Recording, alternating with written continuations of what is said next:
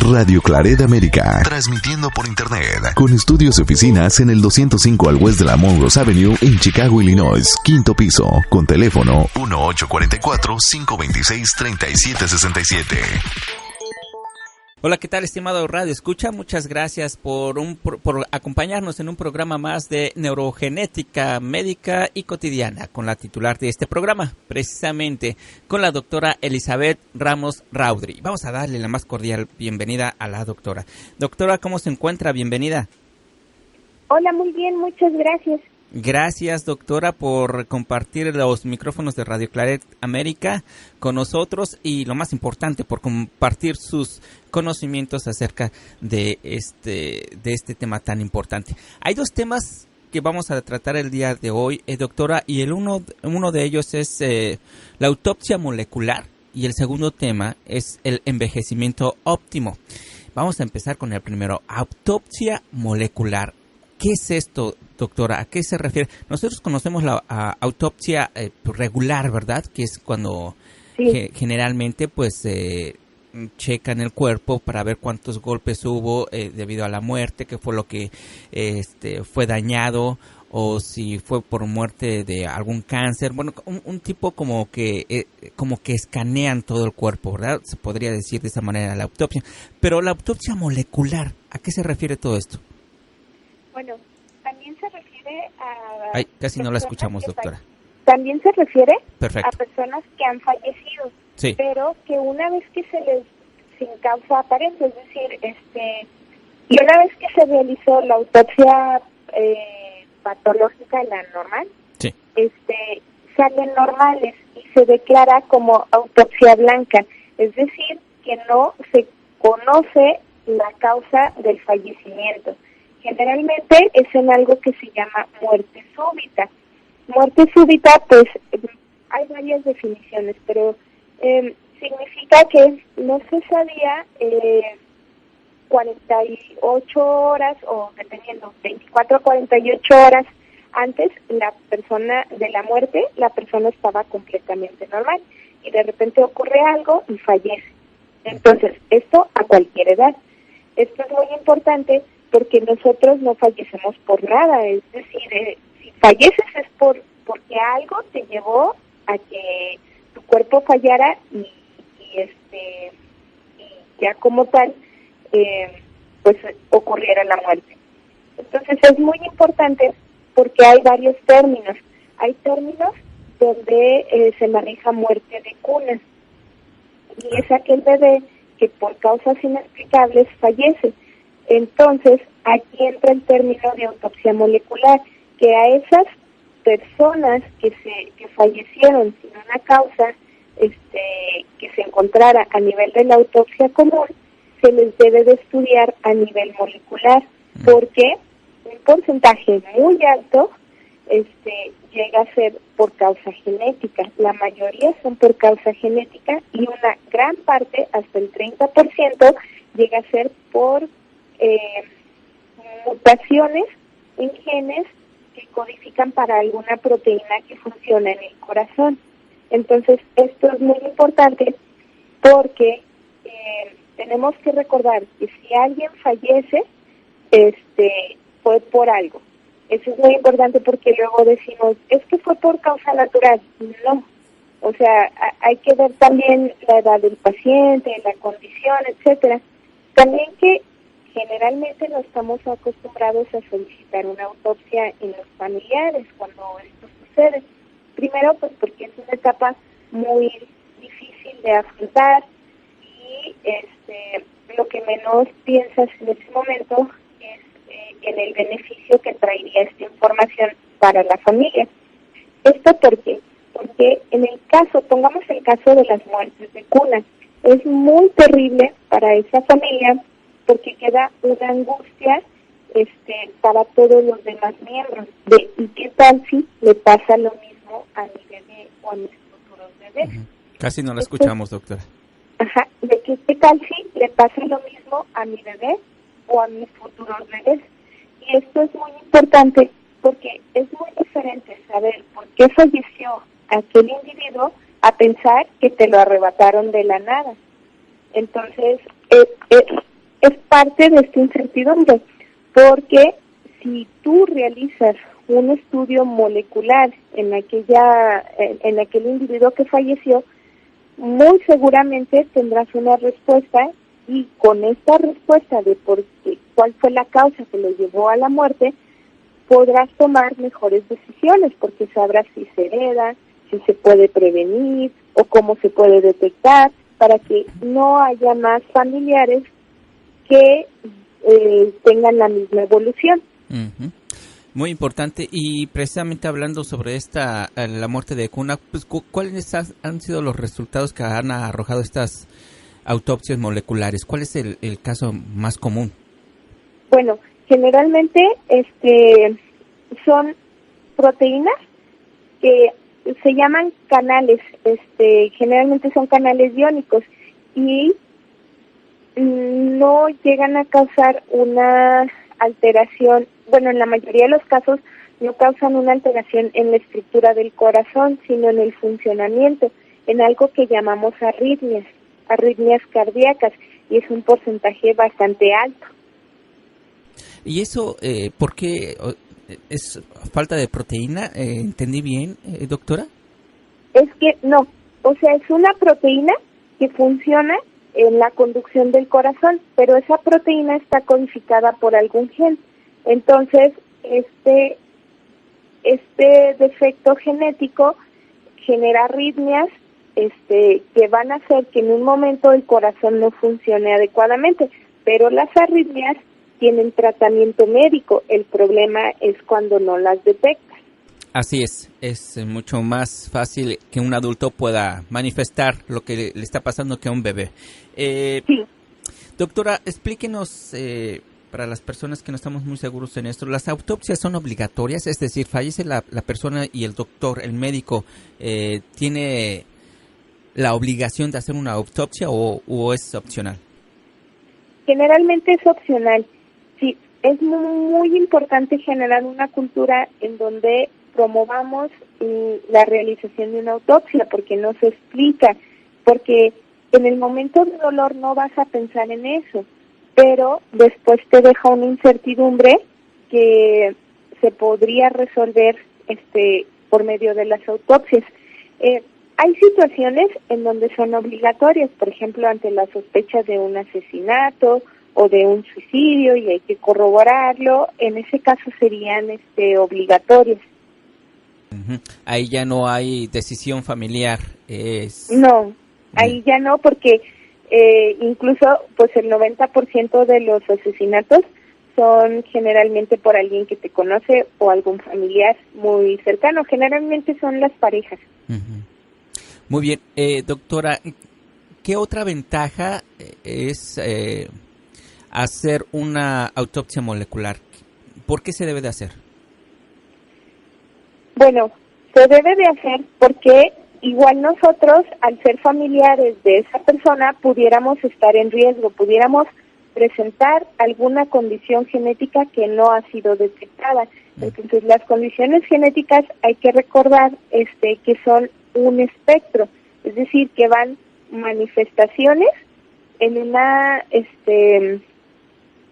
pues en un grado de severidad. Hay quien va a presentar manifestaciones muy severas y hay quien presenta manifestaciones muy leves, pero estas manifestaciones muy leves nosotros generalmente las llamamos manifestaciones subclínicas, porque el paciente no se da cuenta de que tiene algún problema importante, sino que piensa que puede ser pues cansancio o fatiga crónica, o lo atribuye a otros factores sin darse cuenta que es una condición genética la que presenta.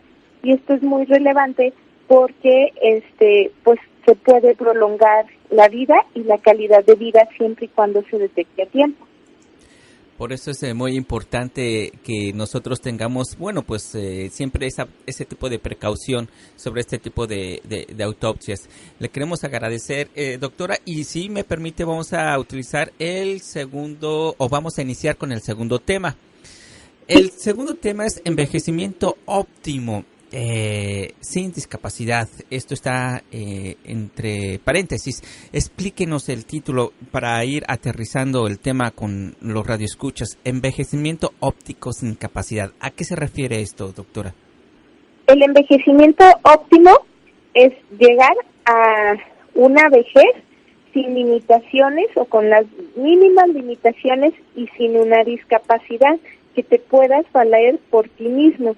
Y esto es muy relevante porque cada vez la expectativa de vida va aumentando. Entonces, las poblaciones,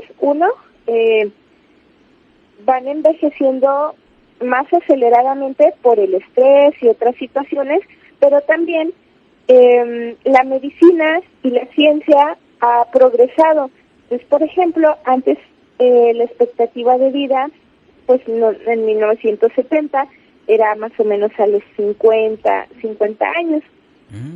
Y ahorita tenemos una expectativa de vida entre 78 o 80 años. Esto también depende del país en donde uno se encuentra, pero se prevé que para el 2050 una expectativa a nivel de vida, a nivel internacional, va a ser de 120 años. Y entonces aquí es muy importante de cómo quieres llegar a esa vejez, porque si nos damos cuenta, muchas de las personas jóvenes, adultos jóvenes, ahorita cursan con fatiga crónica, con problemas en articulaciones o con otro tipo de problemas, muchos de ellos incluso con infartos. Y si sobreviven, bueno, pues porque la atención médica está mejorando, pero de todas maneras quedan secuelas. Entonces, lo que se intenta hacer es una medicina preventiva, como en países como en Japón. Nosotros, por ejemplo, aquí en Durango y en México, contamos con una consulta que se llama para envejecimiento óptimo, en donde está dirigida a pacientes que son adultos jóvenes a partir de los 40 años que quieren recibir pues toda la información actual para es como es una consulta para saber cómo estás actualmente, pero a la vez es un tipo de educación para prevenir en base a los riesgos que presentas y aumentar tus posibilidades de que cuando llegues a una vejez sea una vejez sin discapacidades, incluyendo la parte cognitiva, es decir, que no llegues con demencia. Híjole, qué interesante es esto. Usted está hablando del año 2050, estamos a 32 años para el 2050, que es nada, o sea, 32 años ya es nada. Sí, alguien de 40 sí, que viene a la consulta o que la toma por línea, para 32 años más, va a tener 72 años, va a estar iniciando su vejez. Y esas consultas dice que se pueden tomar en línea. Sí. ¿Y cuál es la página? ¿Dónde? No sé si tenga usted la página o la... sí, es conmigo, o sea, me pueden... ¿Le pueden contactar a consultar, usted? Sí, me contactan y entonces es una consulta individualizada porque hay personas que han tratado de copiar como el modelo, pero pues como no es una receta de cocina, no se puede copiar, o sea, les puedo dar indicaciones como les doy indicaciones generales en el programa, como hemos hablado para la neurogénesis, el uso de café, el consumo de chocolate, pero estas son indicaciones generales que aplican a todos.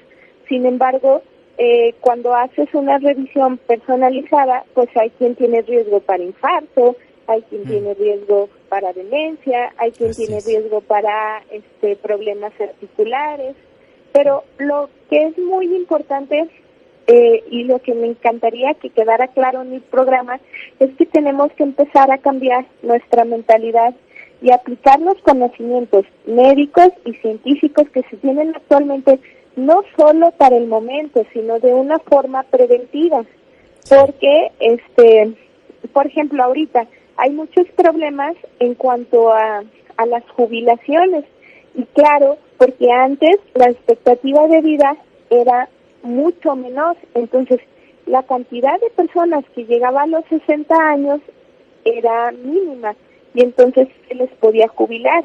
Pero si ustedes se fijan, están reajustando los términos porque, por ejemplo, si se considera ya adulto mayor a una persona de 60 años o más, se tendría que jubilar, seguir este patrón de jubilación, y si alguien llega a vivir 120 años, como se espera que sea la expectativa de vida, entonces más de la mitad de su vida no habría trabajado y tendría que ser solventado por las demás personas que sí trabajan. Entonces, sí es un problema complejo, de hecho, es un problema de salud pública, y así es como lo comenta la OMS. Híjole, qué interesante. En el 2050 entonces hay la posibilidad de que se pueda vivir hasta los 120 años. Es importantísimo todo esto. Muy bien, envejecimiento óptimo, pero sin embargo se pueden siempre haciendo, como usted dice, primeramente entrar en la cultura de la prevención, que es pues alimentarse de una manera adecuada, hacer un poco de ejercicio, no entrar en los extremos de ningún tipo. Yo creo que eso podría ayudar bastante, ¿verdad? Sí, siempre. Es muy importante empezar a utilizar los nuevos conocimientos que se tienen en beneficio de la salud y de la calidad de vida, porque otra de las cuestiones que yo noto con las personas que he tenido la oportunidad de platicar es que les dices, es que vas a vivir 120 años, y ellos se estresan y no se les hace algo agradable. Ay, ¿por qué? ¿Por qué? ¿Por qué no se les hace algo agradable? Porque la mayoría de la gente vemos la vida como una competencia. Entonces, si a ti te dicen que tu competencia dura más, o sea, es el desgaste, y si ya te sientes desgastado, te sientes fatigado, etcétera, entonces prevés que no vas a llegar en una muy buena condición y que tu calidad de vida no va a ser la óptima. Pero si nosotros vemos la vida como una oportunidad, entonces esa cantidad de años realmente es un regalo. Por ejemplo, si alguien quiso aprender algún instrumento musical, que generalmente te recomiendan que de niño, por la cantidad de horas que tienes que pasar para poder aprenderlo, y a lo mejor por tu trabajo, por otras cosas no pudiste aprenderlo, pero si en tu vida van más de 30 años extra de regalo, pues tienes esa oportunidad de hacer otras cosas, tener otros proyectos que generalmente no planeabas. Por ejemplo, muchas de las personas a los 60 años piensan que ya están por despedirse, por vivir sus últimas etapas de la vida, y generalmente son pocos los que tienen un proyecto que inicien en esas etapas, un proyecto a largo plazo y que requiera pues también pues mucho empeño, como generalmente ocurre cuando uno está en la etapa de elegir alguna carrera, alguna profesión. Qué interesante, doctora. Pues sí, definitivamente. Yo creo que es una serie de elementos, entonces, ¿verdad? También el pensar positivamente, precisamente el no ver la vida como una competencia, sino una oportunidad más de desarrollarse emocionalmente, espiritualmente, físicamente, y sobre todo, pues también una oportunidad para que desde ahorita, por ejemplo, yo estoy en esa categoría, yo soy un hombre de 40 años, y obteniendo la cultura de prevención, pues claro que me gustaría tener el envejecimiento óptimo. Doctora, qué importante es esto. ¿Qué más podemos destacar sobre este envejecimiento óptimo? ¿Serían los mismos resultados para una mujer que para un hombre? Ya ve que, no sé si sea un mito, que generalmente la mujer tiene más vida que el hombre o fallece mucho después que el hombre. ¿Eso es un mito, doctora? ¿O es algo pues personal, verdad? También la calidad de vida que lleva el hombre y la mujer, etcétera. Es que ahí entran varios factores. Uno, o sea, sí hay factores que influyen en cuanto a los riesgos dependiendo del género de la persona, o más bien del sexo de la persona. Pero también entran factores, por ejemplo, de que los hombres suelen ser más violentos, dependiendo del país y de la situación. por ejemplo, lamentablemente en México, una de las principales causas de muerte es por accidente o por agresión o por esta parte, ¿no? O sea, que es independiente de tu condición de salud, entonces es riesgoso ser hombre entre ciertas edades, etcétera. Pero, por ejemplo, mencionando lo de este tipo de consultas, es por ello que te enfocas a los riesgos de cada persona y allí incluyes los hábitos, el sexo. No es lo mismo una persona que haya tenido 5 o 6 hijos a una persona que ni siquiera tiene hijos. O sea, es muy diferente la condición que se va a encontrar y con los retos que tiene que ir modificando para llegar a un buen envejecimiento. Sí. También quiero aclarar que, por ejemplo, antes se manejaba el término de demencia senil, porque se daba por hecho que a cierta edad todo el mundo tenía que tener un deterioro cognitivo, y esto no es cierto. Se ha demostrado y por eso ya no se utiliza el término de demencia senil, ahora dices demencia tipo Alzheimer, demencia vascular, etcétera, porque hay personas que pueden llegar incluso a los 115 años, 110 años, 112 por ahí, hasta ahorita, y sin deterioro cognitivo, y eso es muy importante.